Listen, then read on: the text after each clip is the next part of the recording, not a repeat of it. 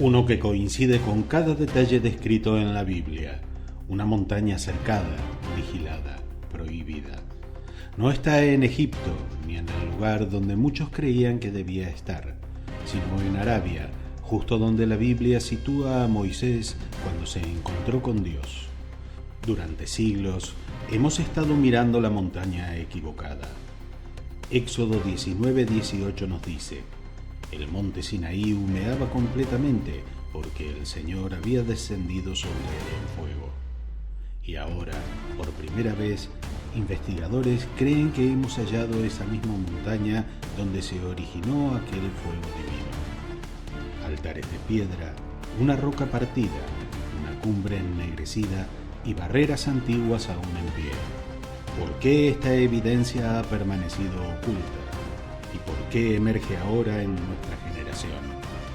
Acompáñanos a desenterrar esta historia olvidada en las arenas del desierto y a formular una pregunta que nadie antes se atrevió a plantear.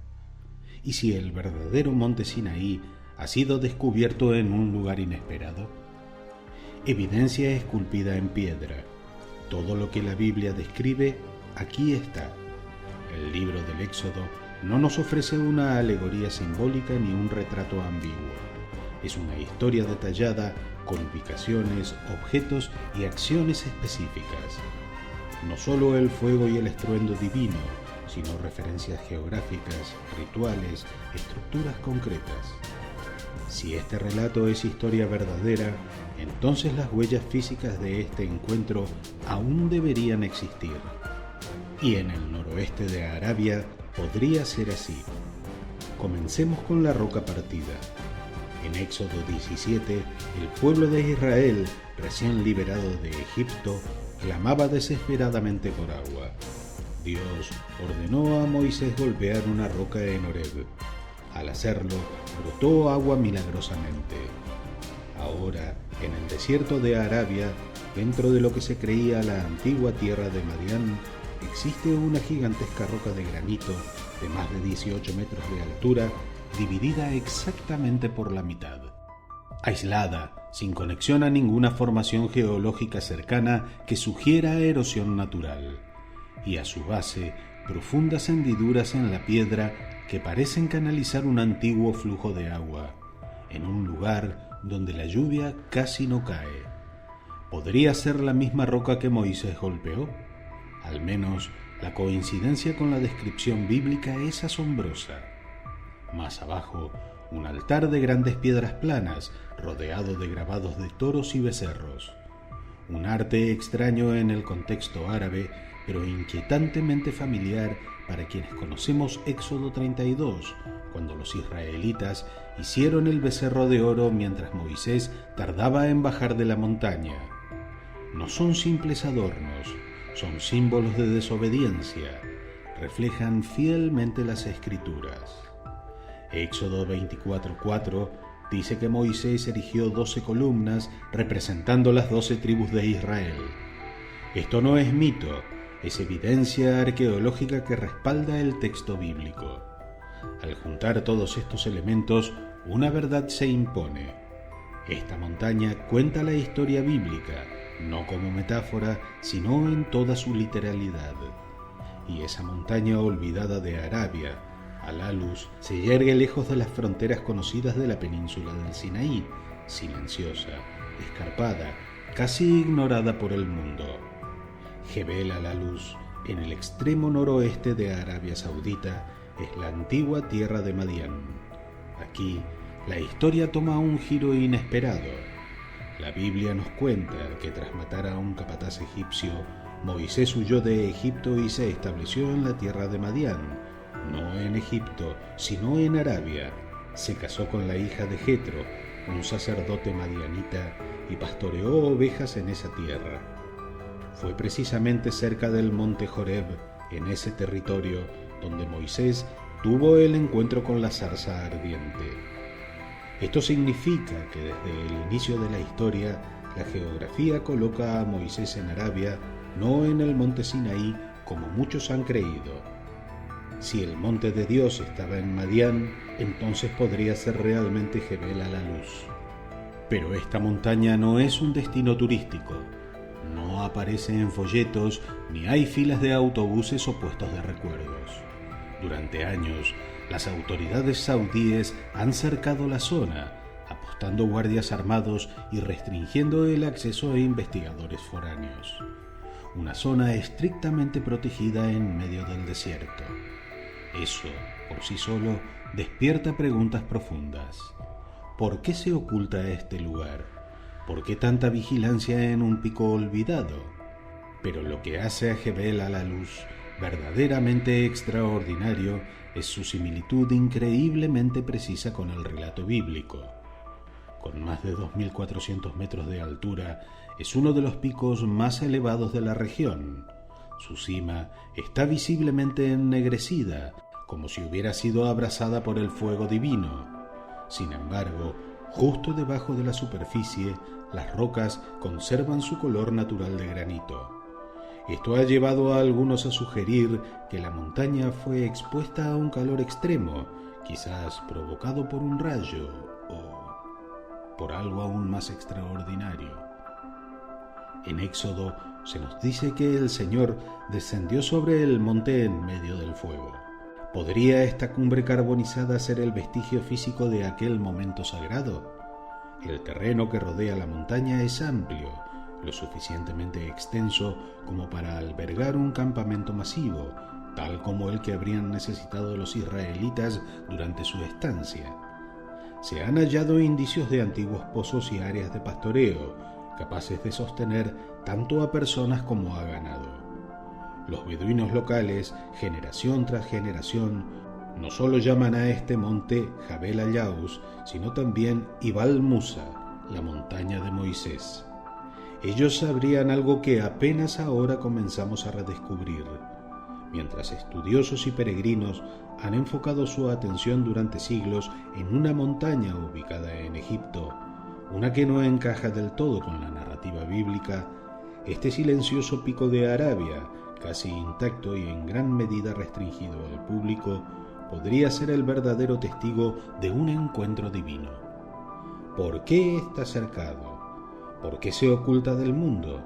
¿Y qué significaría si, durante todo este tiempo, el verdadero monte Sinaí no hubiera estado perdido, sino simplemente ignorado? Barreras y límites, la montaña que no se debía tocar. Cuando los israelitas se congregaron ante el monte Sinaí, Dios no permitió que se acercaran libremente. Les dio instrucciones estrictas y claras. Delimita la zona alrededor del monte y adviérteles: tengan cuidado de no subir al monte ni tocar su base. Cualquiera que toque el monte será condenado a muerte. Éxodo 19:12. No fue un acto de crueldad, sino una protección sagrada. El monte era santo porque sobre él descendía la presencia del Altísimo. Lo divino no se mezcla sin más con lo profano. Los límites ordenados por Dios no eran solo físicos, sino símbolos espirituales. Enseñaban que la santidad exige reverencia, distancia y preparación. Y sorprendentemente, al pie de Jebel al-Lawz aún existe lo que muchos creen que son restos de esos mismos límites sagrados. Aún existe lo que muchos creen que son los restos de esos mismos límites sagrados. Exploradores e investigadores han documentado filas de piedras dispuestas cuidadosamente, formando un perímetro alrededor de la base de la montaña. Estas estructuras no parecen pertenecer a ningún antiguo asentamiento, ni se asemejan a restos agrícolas. Más bien, parecen marcadores deliberados, primitivos, pero meticulosamente colocados. Una frontera entre lo terrenal y lo divino, un recordatorio eterno de que hay lugares donde solo la santidad puede habitar. Forman una línea de separación. Algunos han observado su sorprendente parecido con el diseño descrito en Éxodo, una orden física dada por Dios. Marca la montaña, no permitas que nadie la toque. Lo más impactante es lo innecesarias que serían esas barreras, a menos que quienes las erigieron estuvieran convencidos de que allí habría tenido lugar algo sagrado, algo que merecía una protección absoluta. ¿Por qué levantar un cerco de piedra alrededor de un monte vacío, a menos que temieran profundamente lo que pudiera implicar traspasarlo? Pero también hay otra dimensión de significado. En la tradición religiosa contemporánea, los espacios sagrados suelen estar resguardados por templos ornamentados, portones dorados y ministros ordenados. Sin embargo, aquí observamos una forma arcaica, austera, casi irreverente de adoración. Piedra sobre piedra, rodeando una montaña que una vez ardió con la presencia misma de Dios. ¿Podrían estos ser los mismos límites detrás de los cuales los israelitas permanecieron, con sus pies presionando la línea, sus ojos elevados al cielo, temblando entre el temor y el asombro, mientras el trueno rugía y el fuego descendía? Y si es así, ¿qué significa que esas barreras aún persistan? Que la orden de no tocar sigue resonando, grabada en la tierra misma. Que la santidad de esa montaña fue tan sobrecogedora que su recuerdo quedó inmortalizado en piedra, en un incendio en la cumbre carbonizada, una llamarada que descendió desde el cielo. Desde la distancia, la cima de Jebel Ayauz se distingue del resto. Imágenes satelitales han confirmado lo que soldados y exploradores han observado durante décadas. La cumbre de esta montaña está ennegrecida, visiblemente calcinada. Pero lo verdaderamente curioso es esto: los picos vecinos de la misma cordillera permanecen intactos. No hay señales de quemaduras ni rastros de decoloración. Solo esta cima, negra como el carbón. Esto plantea una pregunta inevitable. ¿Qué pudo haber causado este fenómeno? Los científicos han analizado su geología. No existe evidencia alguna de actividad volcánica en la zona. La roca no tiene origen volcánico. El ennegrecimiento parece haber sido provocado por una explosión súbita a temperaturas extremadamente altas. No es una erosión lenta ni un producto del tiempo o el clima desértico. Es algo repentino, poderoso, inexplicable por procesos naturales comunes. Consideremos ahora el relato bíblico. Éxodo 19:18 declara con claridad: el monte Sinaí se cubrió de humo, porque el Señor descendió sobre él en fuego. La montaña tembló con violencia, el humo subía como el de un horno, y el pueblo retrocedió aterrado mientras Dios descendía en llamas. Esto no fue una metáfora, sino una experiencia sensorial que transformó la tierra misma, que modificó la montaña. Por eso debemos volver a preguntarnos: ¿podría este pico ennegrecido, calcinado y silencioso ser el remanente físico de un encuentro con lo divino? ¿Estaremos ante una cumbre que alguna vez ardió, no por medios naturales, sino por el fuego celestial? Los escépticos pueden burlarse, pero la evidencia está ahí, esperando ser reconocida. Una montaña como ninguna otra, un pico que lleva impresas las huellas de algo o alguien que trasciende la naturaleza. Quizá por eso aún permanece en pie, solitaria, silenciosa, marcada. Un sitio prohibido, envuelto en misterio. Si esta montaña fuera simplemente otro promontorio desértico, irrelevante y olvidado, ¿por qué resulta tan inaccesible? La región que rodea Jebel Ayauz está severamente restringida por el gobierno saudí. Su perímetro es vigilado. Controles militares bloquean el paso. Investigadores y exploradores que han intentado acercarse han sido detenidos, interrogados, incluso amenazados con arresto. Se les ha confiscado equipo, fotografías han sido borradas, visas de viaje revocadas. Literalmente es una zona prohibida. Y esto nos lleva a una pregunta aún más inquietante. ¿Por qué tanto secretismo en torno a una montaña si en teoría no hay nada que esconder? Las imágenes satelitales de la zona añaden otra capa de misterio. Mientras que la mayor parte de Arabia Saudita puede observarse con nitidez, esta región específica alrededor de Jebel Ayauz aparece borrosa, con baja resolución, como si se hubiera ocultado a propósito. Incluso plataformas como Google Earth muestran irregularidades en los píxeles justo donde debería haber claridad.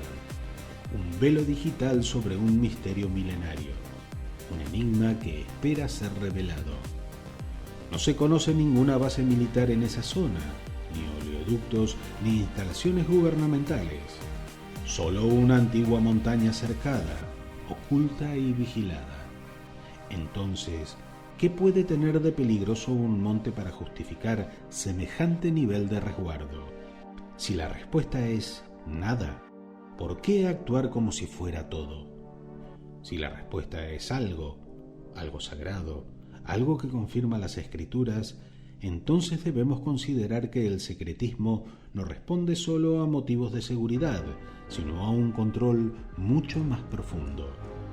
Control sobre la información, sobre la tradición religiosa, sobre una historia que, si se probara verdadera, alteraría todo. ¿Qué está en juego? El colapso de una narrativa entera. Durante siglos, peregrinos han acudido masivamente al Sinaí egipcio. Se han erigido monasterios, consagrado iglesias, organizado tours, invertido miles de millones de dólares en turismo religioso. La imagen del monte Sinaí, imponente sobre la península egipcia, se ha enraizado profundamente en el imaginario colectivo de Occidente. Pero, ¿qué sucede si esa imagen es errónea? Si Jebel al-Yawz es en verdad el auténtico monte Sinaí, las implicaciones serían colosales y profundamente incómodas. En primer lugar, los intereses económicos. La industria del turismo religioso en Egipto representa una fuente significativa de ingresos.